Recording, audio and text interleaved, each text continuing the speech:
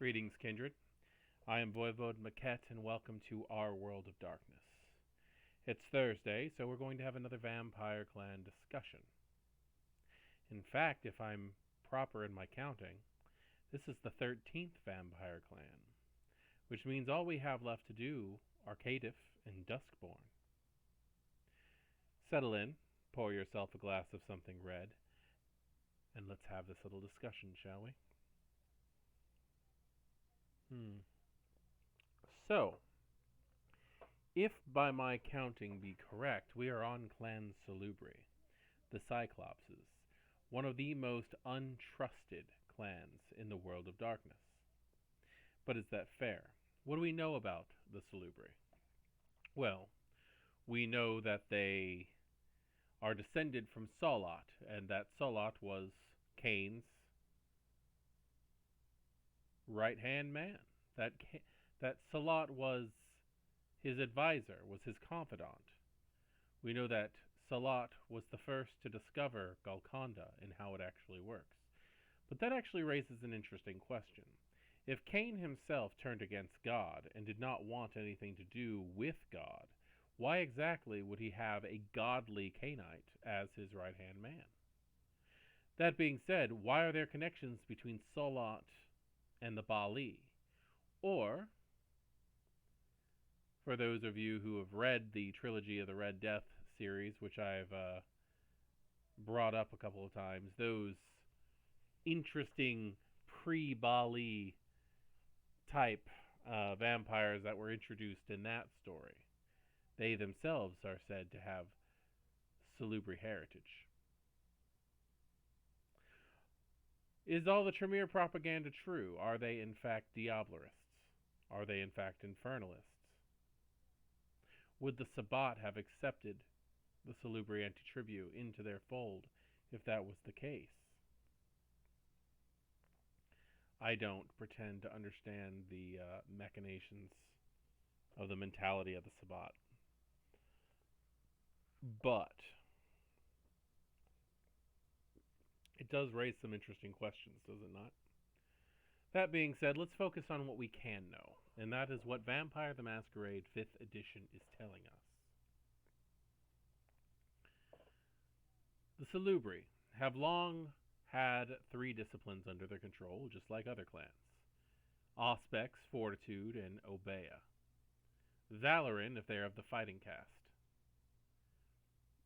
Due to the fact that V5 does not have any clan-specific disciplines any longer, we are looking at a shuffling of power. And I'm a fan of the shuffling of power due to the fact that the disciplines that they have now, Auspex, Dominate, and Fortitude, kind of give credence to the idea of how the Tremere got the powers that they got. For if Tremere himself did in fact diablerize Salot, perhaps those disciplines carried over. So what do they use these disciplines for? Well, Auspex, much of the storied wisdom of the Salubri comes from them being able to perceive beyond the ken of less observant kindred. Considered by a philosophical mind, the hidden truths of the world reveal themselves. Dominate, the Salubri use Dominate to unburden others of horrors of being a vampire, or from witnessing the atrocities kindred commit. Whenever erasing troubling memories, or bolstering individuals against the undesired consequences of their actions, the Salubri have developed the ability to, on occasion, apply this discipline as a balm. Fortitude. A clan so despised needs every advantage it can survive to survive the modern nights, and the Salubri have also learned to will forth their own hardiness as a boon to others' well-being. Are the Salubri so well-intended? Do they have such good intentions?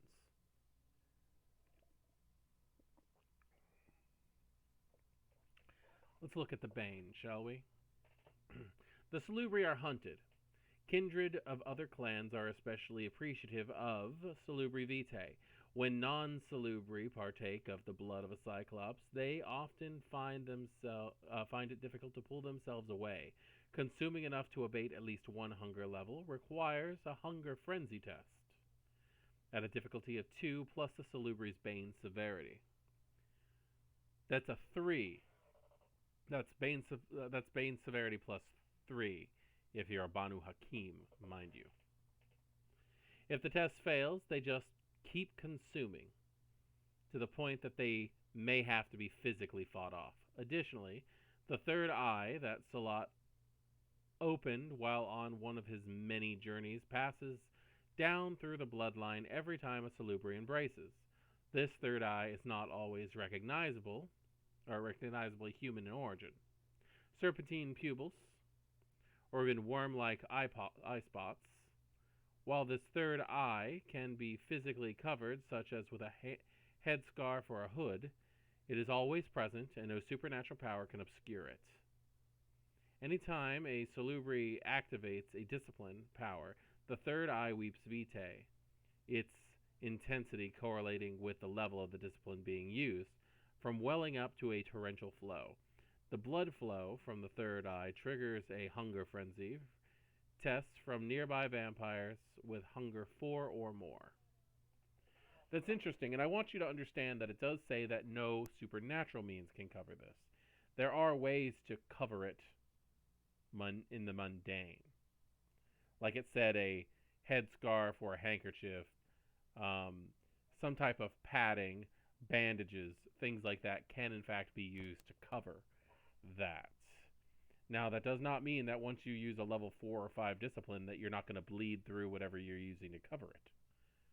But at least, as in the old situation with the, at least the old 2nd edition revised LARP, it doesn't glow like it used to.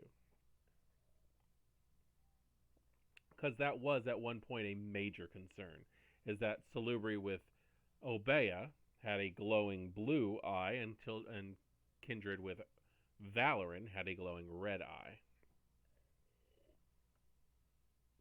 And Kindred who had both tend to swirl. The compulsion is effective empathy, and I want you to understand what that actually means. Effective empathy. They may seem empathetic, but they are not necessarily. I can understand why some of them would be, but some of them just want you to shut up. Keep that in mind, that these are monsters. Now, what it says is, when a Salubri suffers a compulsion, the kindred becomes overwhelmed with empathy for a personal problem that affects someone in the scene, seeking to further its resolution. The scale of the personal problem isn't important. The Salubri understands that sometimes suffering is part of a communicative situation and not an isolated stimuli. Sometimes you just run out of fucking paper towels. That's basically all I'm saying. Any action not taking towards mitigating that personal tragedy occurs a 2 dice penalty. The compulsion persists until the sufferer's burden is seized or eased, or a more important crisis supersedes it, or the end of the scene. Now again, does that sound like someone who is bound to just caring? Or is that bound by somebody who just needs it to stop in one fashion or another? The Salubri are compelled to take on the burdens of others around them, kindred or kind, and their disciplines will display that. Now, on to archetypes. I don't typically cover the archetypes when I talk about the clans, and there's a damn good reason for that. There's as many ways that a person can play a Toreador as there are Toreador. Same as for Ventrue, same as for Brujah, same as for all of the other damn clans. Now, I don't say that much for Salubri because there are 6 Salubri, depending on the situation, depending on the source material you're looking for. If you're looking at the old books, it states that there are 7 Salubri at any given time, and that is because when a child is selected, the sire is diablerized, passing on the blood potency and therefore the strength onto his child, and that makes a lot of damn sense. However, if you include the Gehenna Vampire the Masquerade Gehenna novel into your consideration, there's a chance that there's only 6 left. And the reason I say that is because one died a rather horrible death. Now, if she was included in the original 7, or if she was just a forgotten Methuselah that pops up out of nowhere, then I could very well be wrong. But that is something to take into consideration, is that this is a very small bloodline. If you are having a game and you're in a situation where you're playing in a maybe possibly a Mind's Eye Theater situation, or a countrywide or national-wide canonical program, not every city is going to have a Salubri. There's only half a dozen of them left, give or take. Now, also, that is considering what specific things you're looking towards also. There are no archetypes for Clan Salubri, and that would mean that there is no way of basing how specific Salubri are going to react to that specific situation. Are you going to have a Salubri who runs around and embraces everybody, reinvigorating the clan? Possibly one who decides that they're going to hold more of a cultish feel to them. But why don't we look around on things that we can be sure of, such as the powers? Because the powers are pretty damn cool. I think that the World of Darkness did a damn good job with these disciplines. And I say that because Auspex level 2 can be amalgamed with Fortitude level 1. When you take Auspex level 2, which is either... I don't remember. I don't remember off the top of my head. You take Auspex level 2, which... I grabbed somebody else's book. I'm a bad person. I'm fine with that. If you take Auspex level 2, which is typically either Premonition,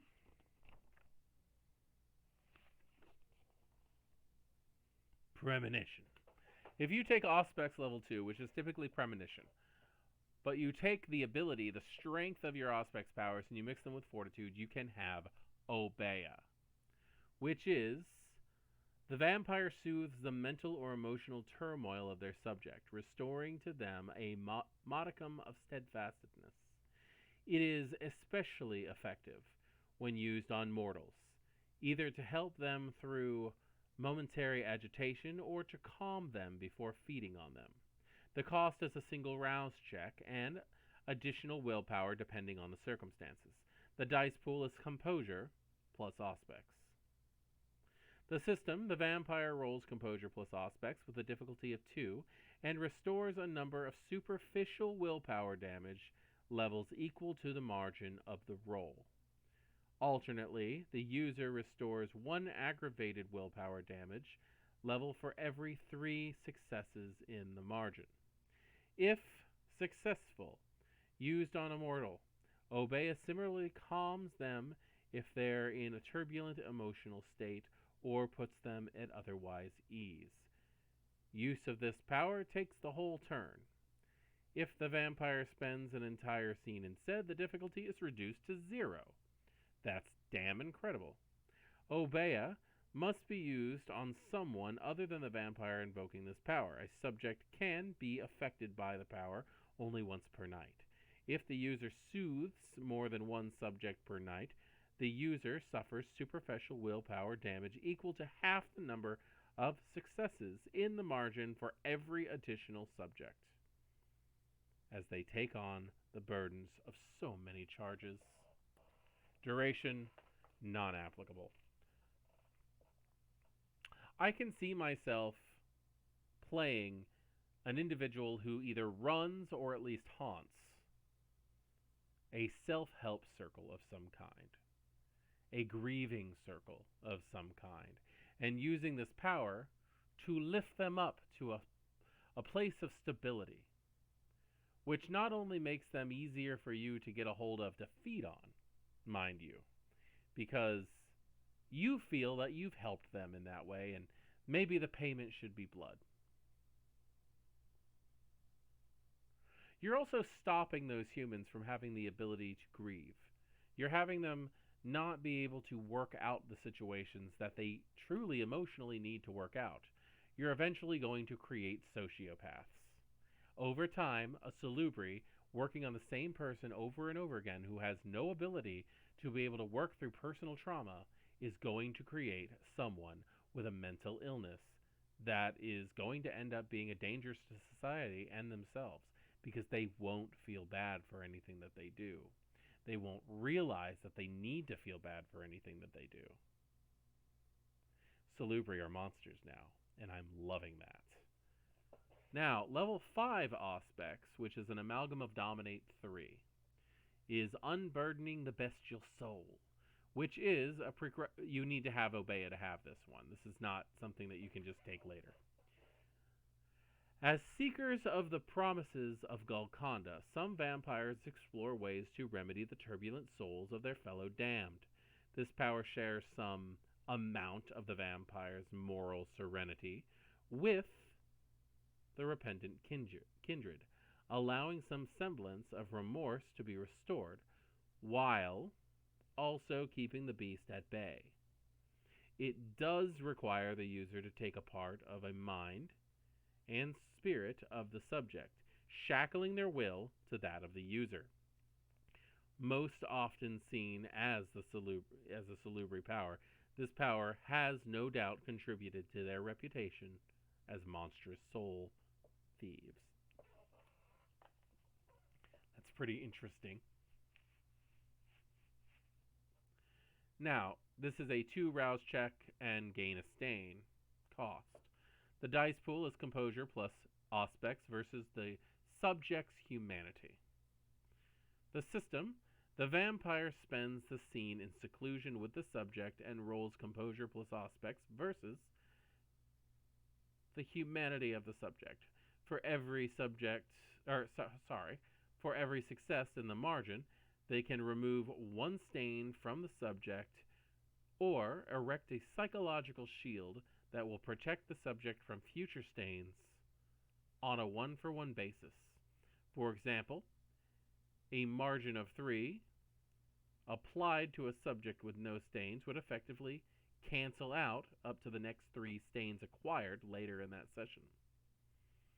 On a critical win, the user can choose to forego the above benefits, instead restoring a single point of humanity to the subject. But no vampire can gain the benefit more than once, ever. Which means you can always place that shield up. You can always remove the stains. But if you are going to restore lost humanity, that can only happen once. Unburdening the Bestial Soul works only on vampires and only on subjects whose humanity is lower than the user.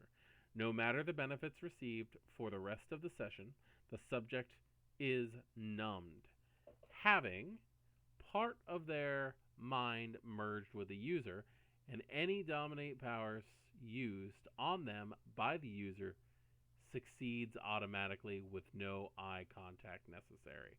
This makes diablerie very, very, very easy, doesn't it? Consider that. I sound like a Tremere, and I'm not trying to. I just like the fact that the Salubri have been removed from their pedestal, and that they are now actually monsters, as they should be. They may not see themselves as monsters, but the fact is, they ruin people's lives. When the power expires, all psychological shields not used up are lost. Those stains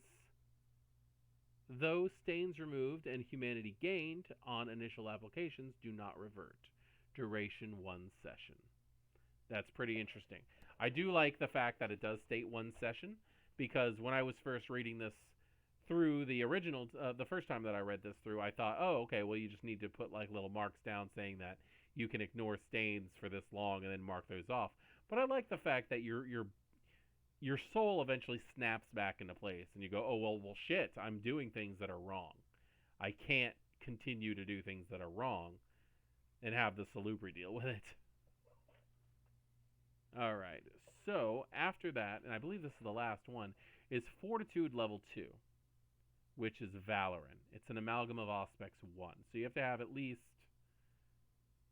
the first you need to have at least the first level of Auspex 1 if you want to buy this level 2 level of Fortitude, which is Valerian. The vampire projects their fortitude outwardly, willing the power of their blood to mend the injured body of another vampire. That's pretty damn cool. And it's a healer. That's a healer thing, which is neat because Valerian, to my understanding, was the fighting, the warrior clan discipline.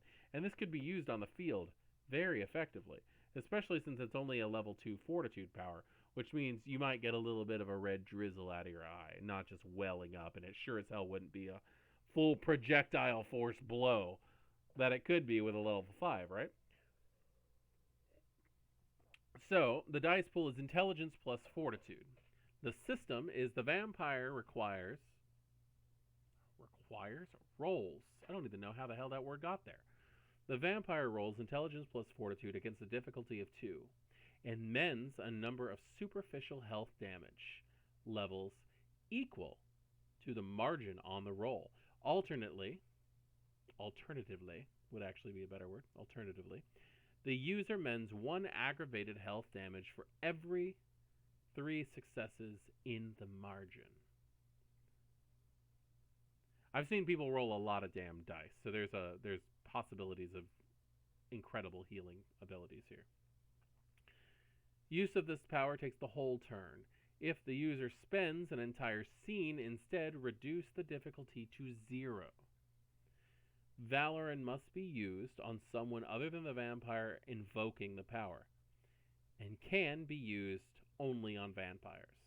A subject can be affected by the power only once per night, and if the user mends more than 1 subject per night, the user suffers superficial damage equal to half of the number of successes in the margin for every additional subject as they take on the burden of so many charges. Duration non-applicable. Again, the idea of being able to produce a sphere of healing energy around you is so much better than the way it used to be. Because if I remember, the level 5 Obeah power used to be a sphere of passivity, almost like almost like majesty for presence, where it was a 10-foot radius around the individual using the power could not harm them, which is pretty interesting because that means you just have to be more than 10 feet away, doesn't it? So, with the way that the Salubri are, it does need to be taken in consideration of how you're going to plan on using them in your story. Are they going to be a clan of pacifists trying to right the wrongs but ultimately causing more problems in their wake? Are they going to be a cult of individuals who are trying to huddle together and create more of them so their clan does not die out? Are they going to hold hands and walk willingly into the sunlight and just allow the end to occur? Might be a good idea. Either way, I personally have never had the ability to play a Salubri. My friend Gwen has always beaten me to it. But also, I tend to play other things. I like to play the bad guy. And it's impossible to play the bad guy when you're playing a Salubri in the old system. But now there's so many ways to be passively selfish. And with that, you need to understand what your mindset is on that. What is the true evil? Is the evil the vampire that has given in to what they are? They'll feed. They'll exist. Is the evil the vampire who has decided to embrace what they are? And they enjoy the whole process, the stalking, the torture. Or are they the vampire who sits in the shadows, secretly listening to the turmoil of others, slowly draining the stains off of the souls of those who need those stains? They need those stains to improve who they are, to thicken their skin, to survive better.